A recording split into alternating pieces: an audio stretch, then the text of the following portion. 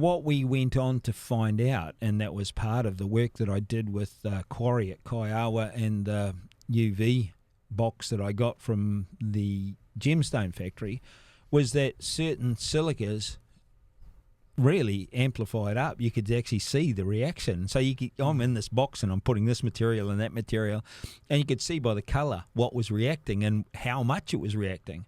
And as we found these certain marine silts that were actually reacting hugely, going, now I see what's going on. So when we came back and I started playing around with, okay, well, if we mix some of these marine silts and some of this magnetite material and some of this and some of that, and we played around for a bit, I could actually make a powdered solar panel. You know, you take that powdered solar and go out the paddock and I could throw it on and I could create electricity. And so by doing that, then you had to, you know, whatever you were going to amplify, you got amplified more and more. And I mean, as we go through the books, we'll go through all the stages of the shit that we saw and we had to clean up, or the good things that we saw and we had to make better, or the parts that really enjoyed seeing, and then parts that we really hated seeing. It makes you wonder though, like if it's that effective at gathering the sun's rays and turning it into an electrical output, I wonder if someone could actually come up with a powdered solar panel for real and cast it into a frame, and you'd be able to help people in the third world by carrying the solar panels in bags. Solar panels are cheap as shit now, and they produce a shitload of electricity. But you know, like we make solar panels for the farms. I think more than anything, I'd like to know how to harvest the electricity off the paddock, which would be hey presto. So there's the massive solar panels there. Absolutely, and we call them paddocks. Yeah, that's right.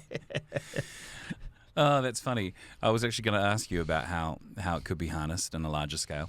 I have played around with a few things, but I mean, I'm not an electrical engineer, and you just get distracted. Yeah. So what was the noticeable change to livestock productivity? Look, when it was on good ground, it was pretty cool to watch. I mean, the type of plants that were growing and just the whole digestibility. You know, the animals would clean paddocks up far better, that, you know, we were getting better utilisation. It was pretty cool. But as I say, as we go through the book further, the greatest thing that showed up from putting this electrical effect through, it amplified what you had. Can we apply that to the average dairy farmer for a moment? Like what they would expect out of changes made there? I won't go onto any farm and put that solar panel on by itself anymore. I will because you're going to worsen things as well as improve things. Yeah, because you amplify whatever. Yeah, that's right. And if they haven't got a mineral balance and a process with the right biology and an ability to clean their soils up and do the whole thing, we're actually causing trouble.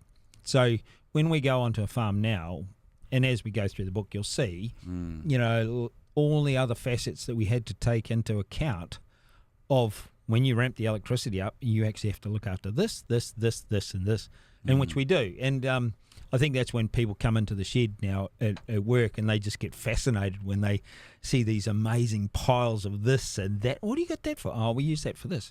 Oh, and what do we do? Oh, and like there's, you know, 14 or 15 piles around the shed, and every one of them has a specific use.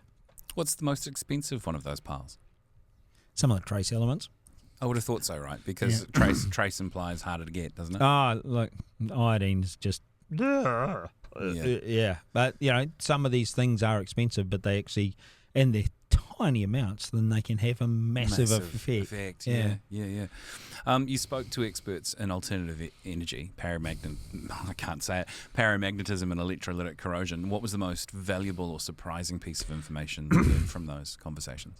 I guess the thing that I really started to see was the variation. Like, say, if you went to the ocean, the electrolytic corrosive potential changed.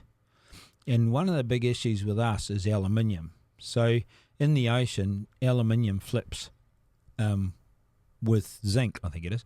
And so on land, zinc will corrode after aluminium, but in the ocean, zinc will corrode before aluminium. And hence they use the zinc block as a sacrificial part. Yeah. So if you bring that back onto the land, you're going, oh shit. So whatever we're doing on the land allows us, if you up the electricity, you can harvest aluminium. That's not a good thing. No. And so that was one of the big things that we had to actually get my head around, what we were doing in changing the way that we were dealing with the soil was actually to turn it more into an environment like the ocean. So that the electrical potential could then pick up the right minerals, stimulate the right process without causing these problems of free aluminium in the food. And you know, we see that in the soil test, herbage tests all the time now, soil and herbage tests, yeah.